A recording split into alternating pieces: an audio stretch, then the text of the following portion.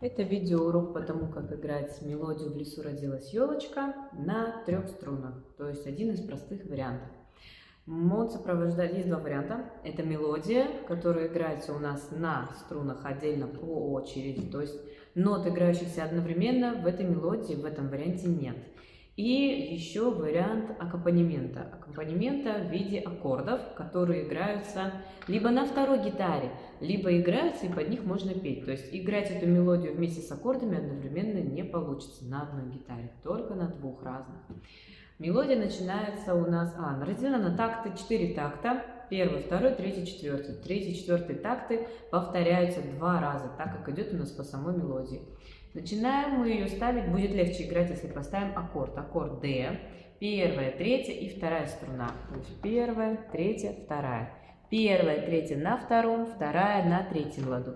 Поставили сразу и играем мелодию. Идет у нас 2, 2, 2, 0, 2, 3, 2, 2. Полностью весь первый такт, не убирая пальцы никуда, можно так и сыграть.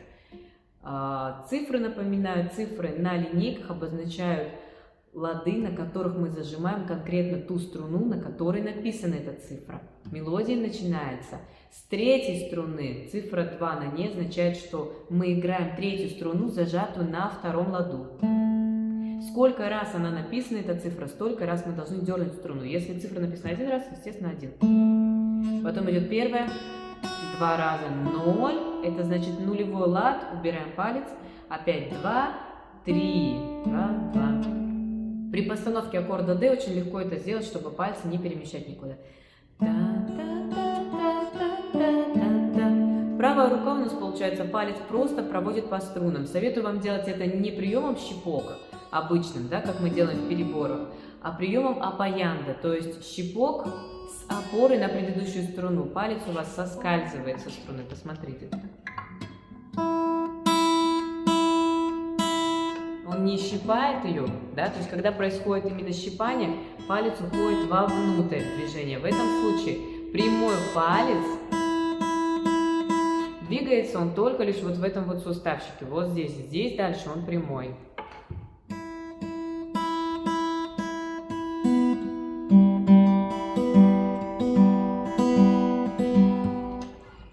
Поставили D, первая, третья, вторая, играем.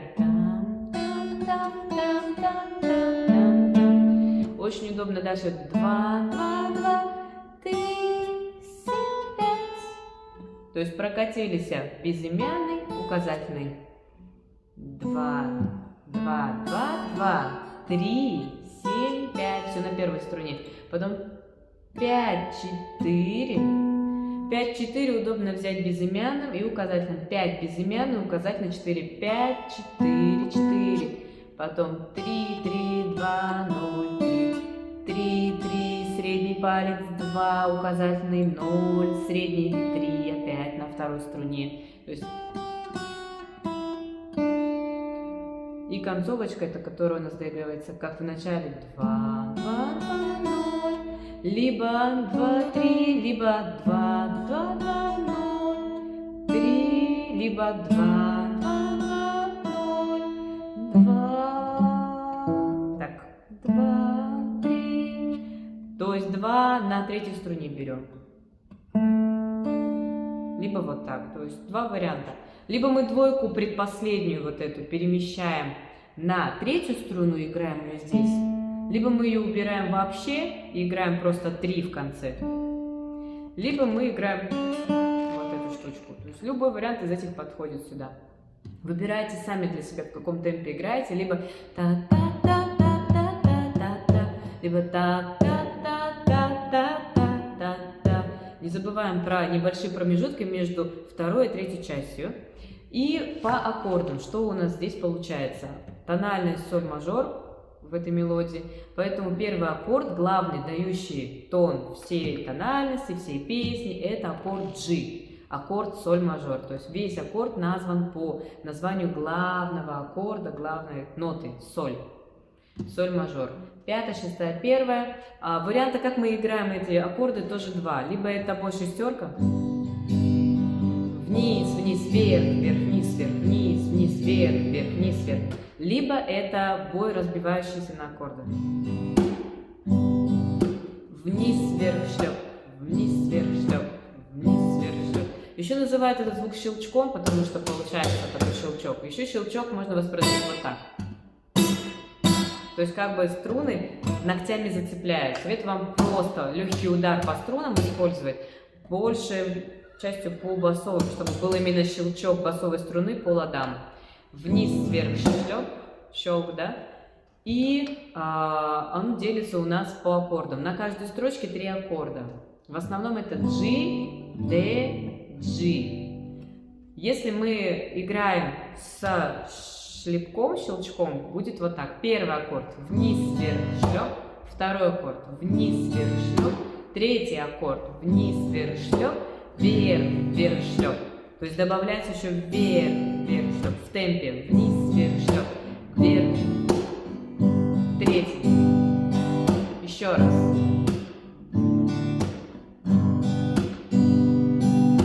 Вот такая вот штука у нас получается, если мы играем этим видом боя. Если берем шестерку, то по ритму у нас видно, что первые 2 аккорда идут одинаково. Там-там-там.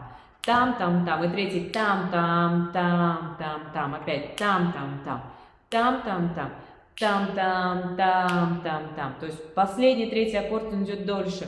Почему происходит такая штука? Потому что у нас ритм все-таки квадрат, рисунок ритмический. 1, 2, 3, 4 аккорда, это 3. То есть получается 1, 2, 3, 4. И у нас получается, что последний аккорд в строчке всегда будет длиннее. То есть как бы 2 раза повторяться. Там-там-там, там-там-там, там-там-там-там-там. G, D, G, G все еще. Последний аккорд повторяется дольше. И если мы берем шестерку, то в этом случае она у нас делится. То есть на первые 2 аккорда она будет уже по половинке играться.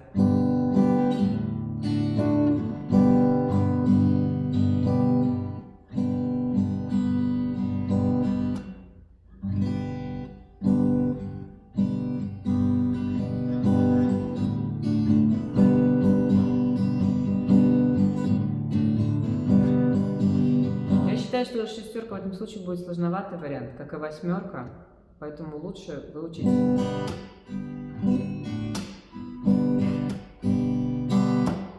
Вот. Первые 2 строчки одинаково. G, D, G.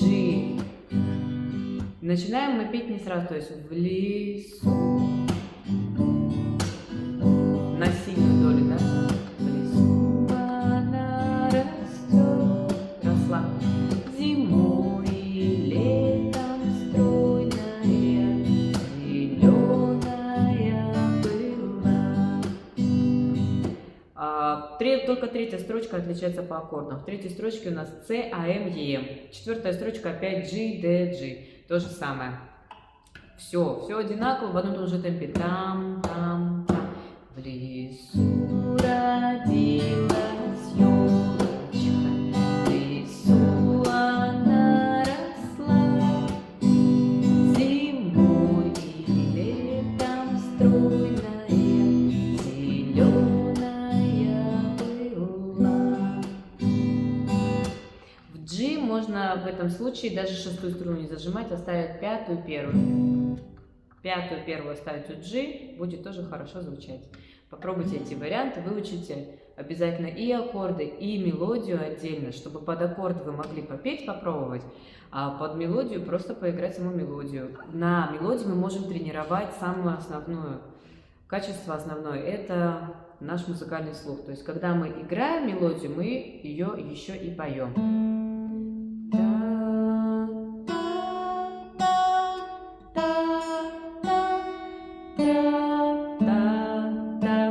Хоть на та-та, хоть на а-а, хоть на о-о. На любые звуки поем те ноты, которые мы играем на гитаре. Гитара перед этим должна быть хорошо, правильно настроена.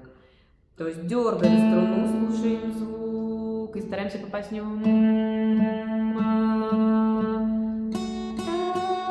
Нажми эту ноту. Тренируем свой слух, чтобы он слышал вот эти перемены между нотками, слышал эти интервалы, разницу, насколько далеко 2-я нотка от 1-й. вот этот вот интервал, по которому всегда узнают елочку. Две нотки друг от друга очень далеко. Это расстояние, интервал, большая секста.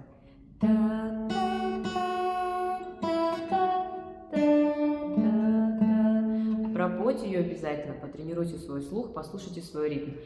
Для интересной работы можно попробовать записать мелодию на диктофон и сыграть поверх аккордами, или записать аккорды на диктофон и поверх сыграть мелодию. Не забудьте всегда использовать один темп, прослушайте перед записью, чтобы у вас был одинаковый он в течение хоть мелодии, хоть аккордов.